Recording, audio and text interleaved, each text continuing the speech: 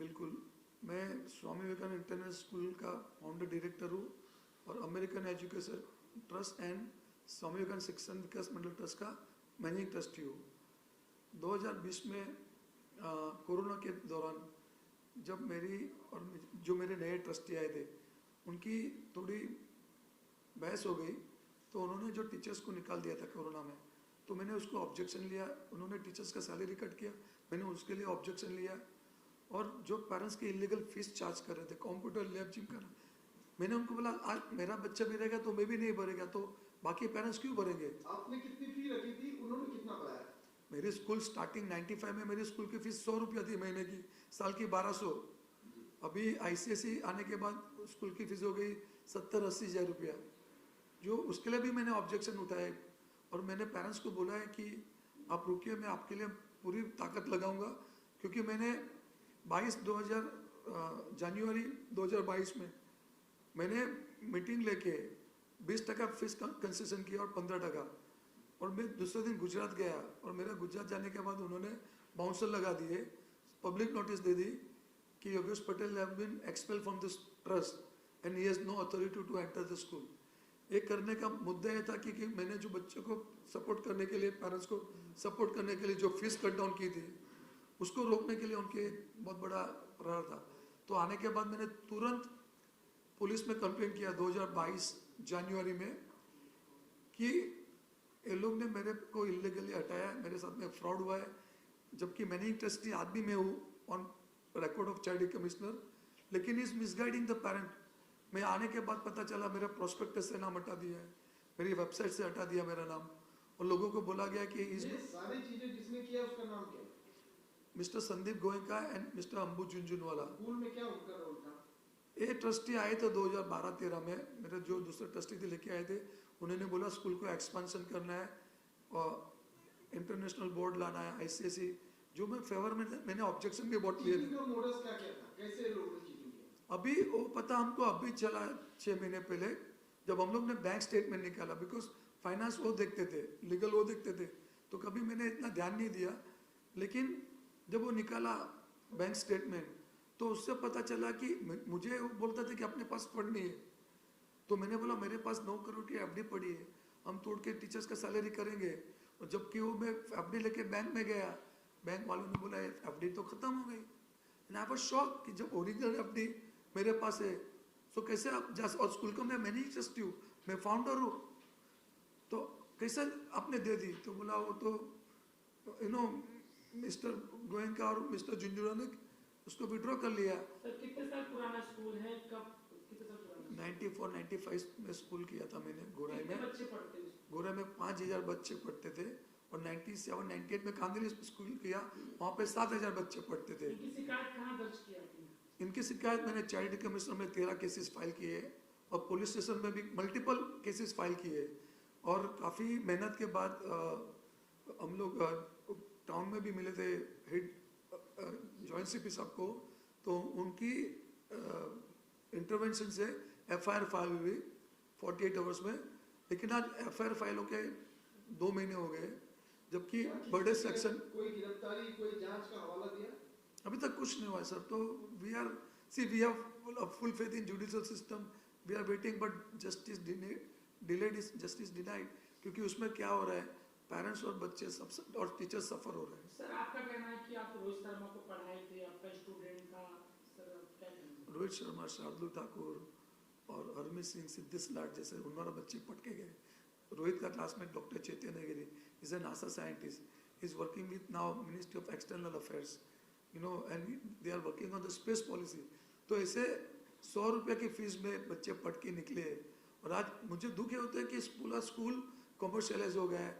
School में parents को पास annual day के नाम पे 1000 रुपया मंगवाया जाता है, कोई रिसिप्ट नहीं देते। सवाल ये खड़ा होता है 9 करोड़ की जो FD तोड़ी गई, वो पैसे किसे दिए गए, कैसे कहाँ पहुँचाए?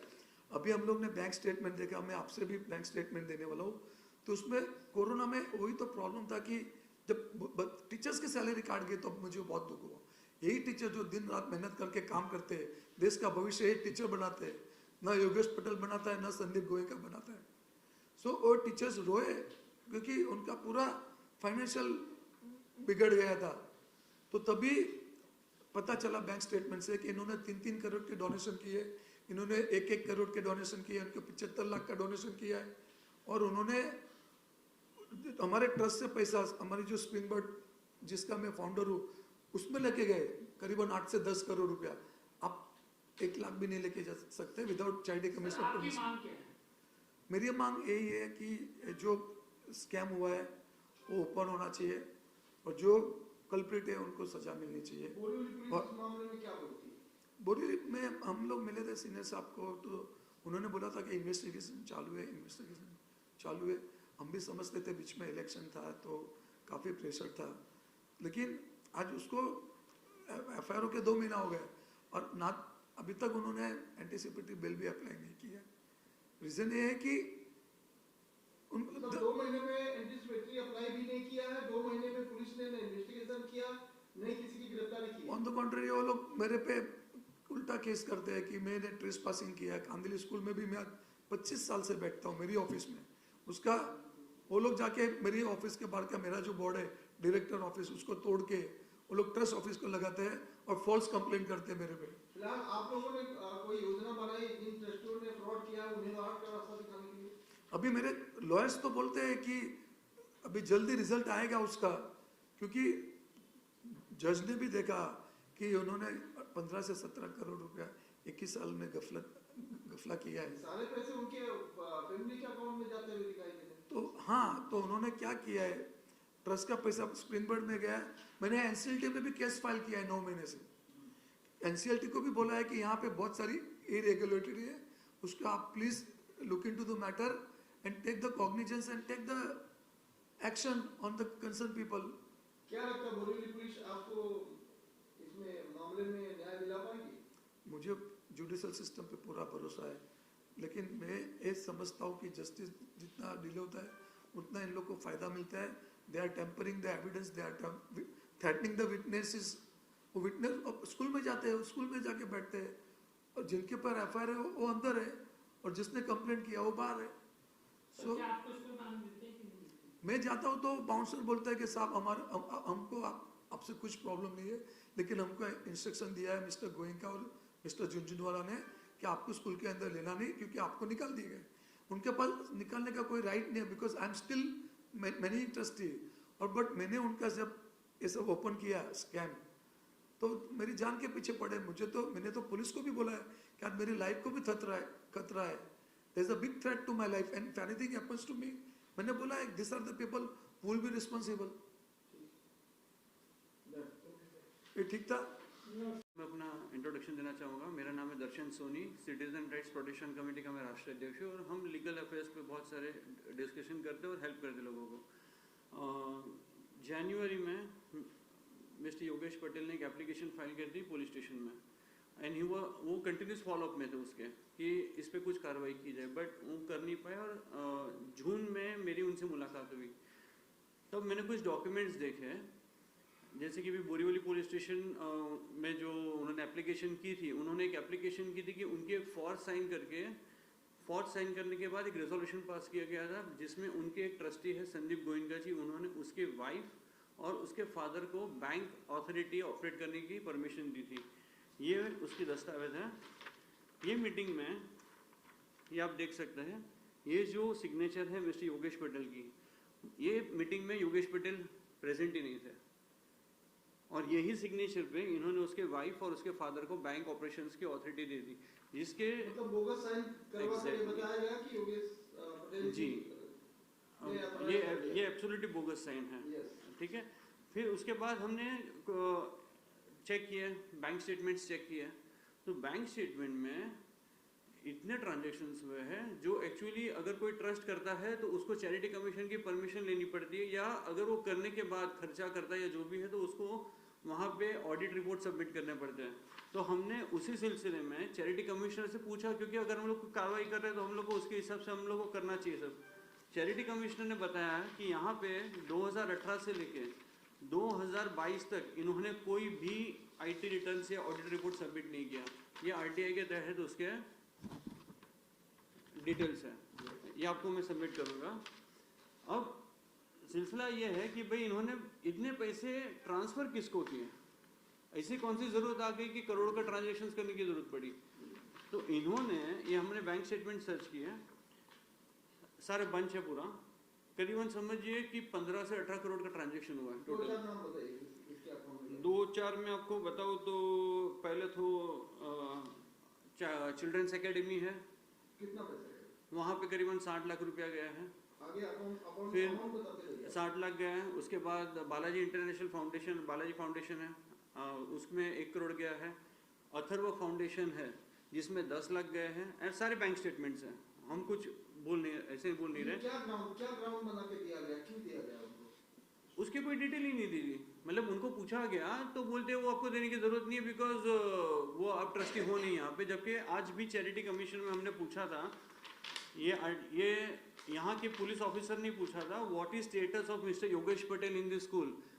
आज ये पिछले महीने का ही रिपोर्ट है, पुलिस को ही रिप्लाई किया गया कि he still managing trustee in this school. मतलब चैरिटी कमिश्नर ये कहता है कि योगेश पटेल अभी स्कूल में मैनेजिंग ट्रस्टी है अभी भी, लेकिन ये जो हाँ। रजिस्टर्ड लोग हैं, रजिस्टर्ड लोग हैं, जी। तो वो नहीं है। राइट, अभी यही केस को लेके योगेश पटेल जी ने कंटिन्यूस फॉलो किए। फिर हम भी ऊपर तक गए, वहाँ से ऑर्डर लेके आए, यहाँ पे एफआईआर हुई। जनवरी की एप्लीकेशन की एफआईआर हुई सितंबर में, जब इंटरवेन हुआ authorities, higher joint authorities commissioner के कहने के बाद एफआईआर जी। और सेक्शन सारे 467, 468, 120B, 500 ये सारे नॉन बेलेबल सेक्शंस हैं जिसमें बेल मिलना बहुत मुश्किल है बिकॉज उसमें रिकवरी 18 करोड़ की फॉर सिग्नेचर मार के ट्रांजेक्शन करना गिरफ्तारी नहीं कर रहे। जी। तो पुलिस को हमने 2-3 बार विषय में पूछा, जहाँ निनाद सावंत जी हमारे सीनियर है और मस्क के आईओ है इसके, तो उनको पूछा भी इसमें क्या कार्रवाई की जा रही है। और आपने उनके पास से बैंक स्टेटमेंट, बैंक चेकबुक या कुछ आपने यहाँ पे सीज किया कि नहीं किया? बोलते नहीं कार्रवाई हो रही है। फिर हम पेडअप हो गए, 2 महीना, 2.25 महीने हो गए। फिर मैं पर्सनली वापस 2-3 बार गया, तब जाके मुझे पता चला, ताजुब की बात है कि वो बोल रहे हैं कि हमारे पर पॉलिटिकल प्रेशर है इसलिए हम इस पर कुछ कार्रवाई नहीं कर पा रहे। तो ये इतना कौन सा पॉलिटिकल प्रेशर है जबकि आपने एफआईआर ले लिए, नॉन बेलेबल सेक्शंस लगे हैं, आपको बेल नहीं मिल सकती पता है। और हाइट ये है कि मिस्टर गोविंद का कोई इतना कॉन्फिडेंस है बोरीवली पुलिस स्टेशन पे कि वो एंटीसिपेटरी बेल के लिए तक नहीं गए 2 महीने में, कि उनको कोई टच नहीं करेगा, उनको पता है। तो अभी इसमें क्या साठ गांठ है, कौन पॉलिटिकल पर्सन इन्वॉल्व है, कौन कौन इन्वॉल्व है, वो हमें पता ही नहीं है। तो उसी के सिलसिले में हम आपसे दरख्वास्त करते हैं कि ये चीज़ जो है ये ऊपर तक पहुंचाइए कि यहाँ पे क्या हो रहा है और उस पर कार्रवाई की जाए तुरंत। बोलके police station file on 21st September 2022. This is another copy, pair of 28th October, file on bouncer who stopped me at the school. ये उन्होंने जो लेटर लिखा था चाइल्ड कमिश्नर में कि आज भी till today Yogesh Patel is still managing trustee in Swami fund शिक्षा विकास मंडल ट्रस्ट। और ये जो लोग ने रेजोल्यूशन पास किया था और मीटिंग बुलाई थी, जो मीटिंग मैंने अटेंड ही नहीं की है, और उसमें मेरी जो सिग्नेचर मारी थी फेक, और उनके बेसिस पे उन्होंने अथॉरिटी दी थी उनके फैमिली मेम्बर्स को। तो एक सिग्नेचर के ऊपर एफआईआर लॉन्च हुई।